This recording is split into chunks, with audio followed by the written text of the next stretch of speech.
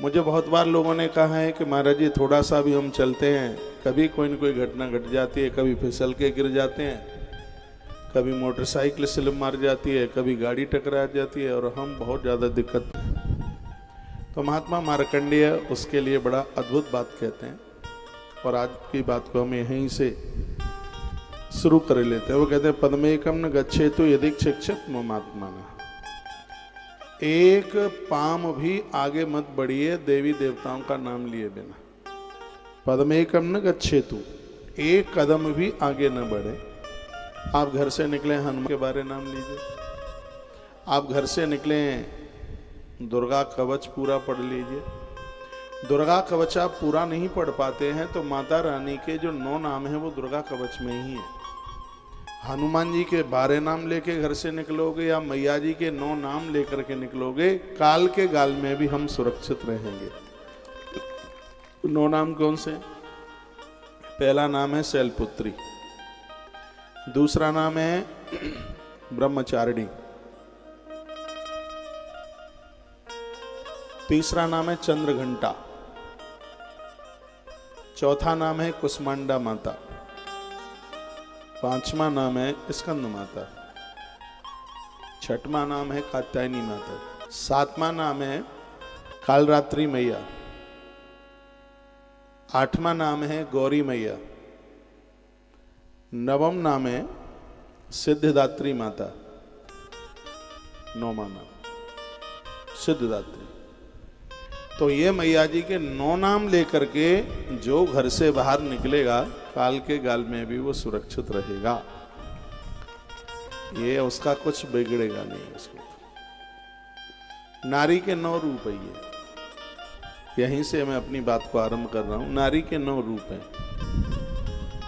क्या क्या है? सबसे पहले एक वो पिता की बेटी है, कन्या है, प्रथमम शैलपुत्री। थोड़ी सी समझदार होती है, बेटों से पहले बेटियां भगवान की पूजा आरंभ कर देती हैं, इसलिए ब्रह्मचारिणी। रुपया उड़ रहे हैं भाई, सुनता नहीं है? कर दे। ब्रह्मचारिणी ईश्वर में समाहित होने वाली, यह कन्या का, बेटी का दूसरा रूप है।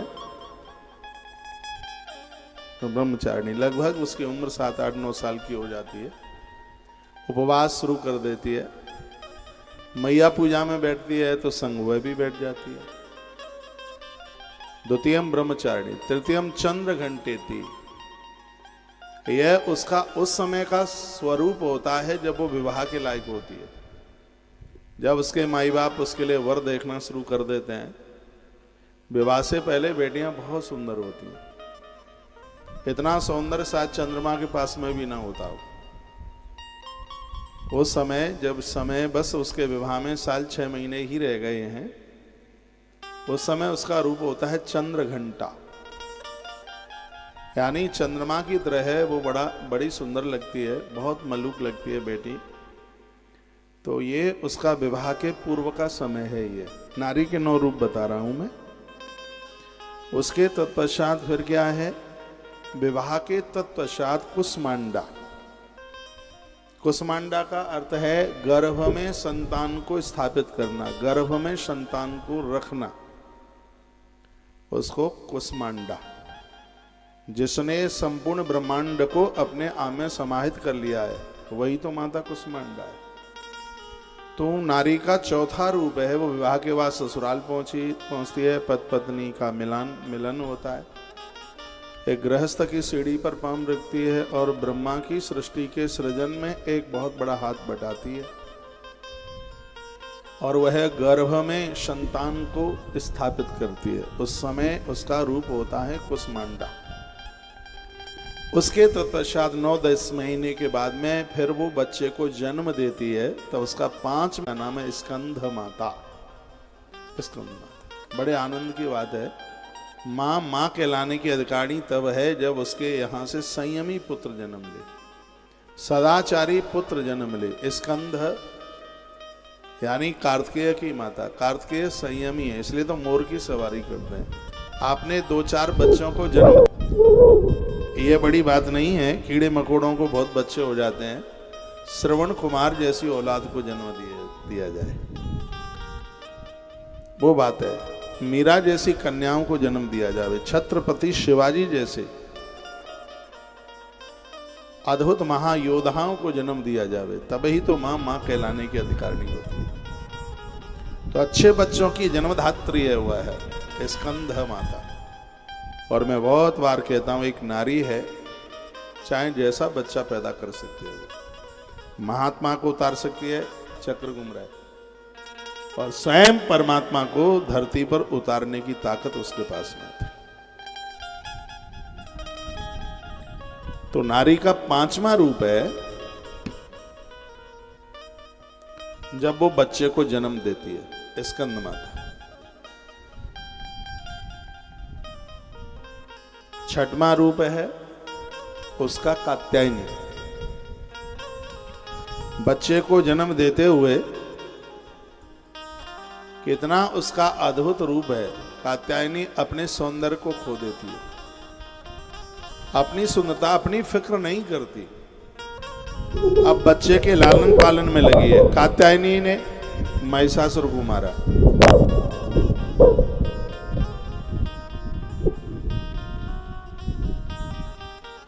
कात्यायनी वो नाम है जब माताएं अपने बच्चों को संस्कार देती हैं, उनके दुर्गुणों के महिषासुर को मारने के लिए खड़ी रहती हैं। ये नारी का इतना अद्भुत रूप है। और इसी रूप में उपनिषद कहते हैं मात्र देवो भव। उस समय वो माता अपने बच्चों की गुरु बन जाती है, बच्चों को सिखाती है। इसमें आप बहुत, मेरी बहनें बैठी हैं जो अपने बच्चों को ट्यूशन पढ़ाती हैं, जिस समय आप बच्चों को योग्य बना देती हैं उस समय ही नारी का रूप कात्यायनी का होता है, समझदार बना देती है। बेटी हो चाहे बेटा, बच्चों को संस्कार तो देना ही है। स्वयं माता पार्वती को गोद में बिठा करके माता मैना अद्भुत सीख देती है।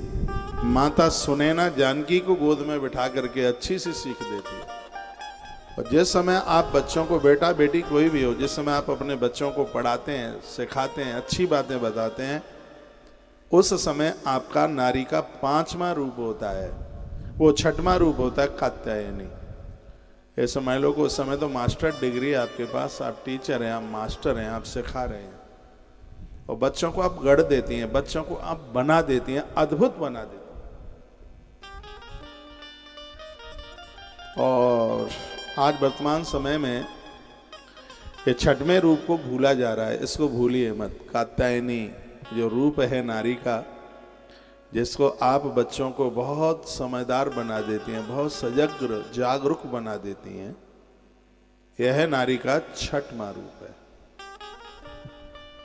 और उसके बाद में है सप्तम काल रात्रि।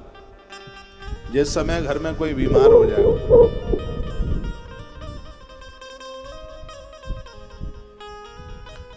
रात रात भर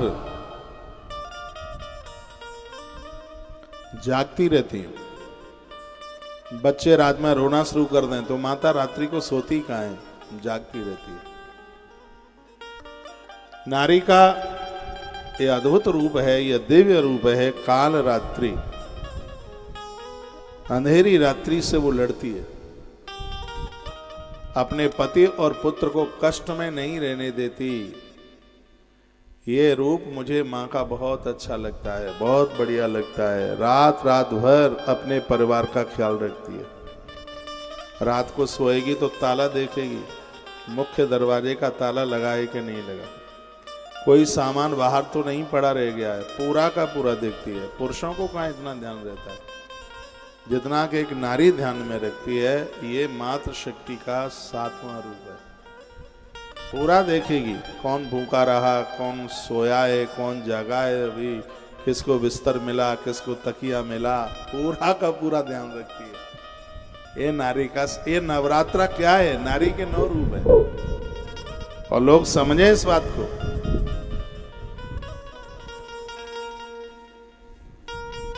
पति बीमार है तो आदमी को ध्यान नहीं रहता है कि मुझे दवाई लेनी है, कि अपना भी ध्यान भले ही चूक जाए, लेकिन पुत्र और पति का ध्यान चूकती नहीं है। कहती है इतने बजे दवाई लेनी है और इतना बज गया, दवाई लेनी होगी। और एक अधिकार के साथ, डांट करके नहीं, अधिकार के साथ कहती है। और दवाई दे करके ही जब सब सो गए, जब कोई नहीं रहा, उसके बाद 2-3 घंटे की झपकी ले लेती है, भोर में जल्दी जगती है। यह उसका अद्भुत रूप है, 7वां रूप है सिद्धिदात्री। और 8वां रूप है उसका, वह है गौरी। कभी सत्यनारायण भगवान की कथा सुनेगी, कभी 16 सोमवार करेगी, कभी वैभव लक्ष्मी का व्रत करेगी, और पता नहीं और कौन कौन से, कभी महादेव को बेलपत्र चढ़ाएगी, गणेश जी को समी पत्र चढ़ाएगी। नांदिया पर बैठी है माता गौरी। नंदी धर्म का प्रतीक है। नारी जितनी धार्मिक हो सकती है, पुरुष तो कभी उसकी कल्पना भी नहीं कर सकती। ये सब मंदिर मंदिर जाकर के पूजा पाठ करती है, कथाएं सुनती है, वह यह नारी का अष्टम रूप है। 8वां रूप है इसका। बहुत धार्मिक है। किसी को भूखा नहीं जाने देती, घर से बिना दिए, दक्षिणा दिए किसी को नहीं जाने देती। और सबसे ज्यादा उसके अंदर देवी देवताओं के प्रति लगाव होता है। गौरी है ना, उस समय वो शेर पर नहीं बैठी हुई होती, तो उस समय वह बैल पर बैठी होती है, वृषभ पर बैठी होती है। वृषभ धर्म का प्रतीक है। और ये नारी का 8वां रूप है कि वो बहुत धार्मिक होती है, अपने लिए कुछ नहीं मांगती। भोलेनाथ को कहती है बच्चे को अच्छी सी जॉब मिल जाए। यदि बच्चों को संतान नहीं है तो प्रार्थना करती है, एक तो बेटे को बेटा हो जाए, एक संतान हो जाए, प्रार्थना करती है ये। और सिद्धिदात्री, सिद्धिदात्री माँ का वो रूप है, रोटी को हाथ लगा दे तो प्रसाद बन जाए, जल को हाथ लगा दे तो गंगा जल बन जाए। इतनी चरित्रवान, इतनी आचरणवान नारी, इतनी उसको सिद्धि मिल गई है। सिद्धिदात्री उसके ऊपर की यात्रा, जिसको लेने के लिए स्वयं भगवान चल करके आता है, स्वयं ईश्वर को चल करके आना पड़ता है। ये 9 रूप उस नारी के हैं।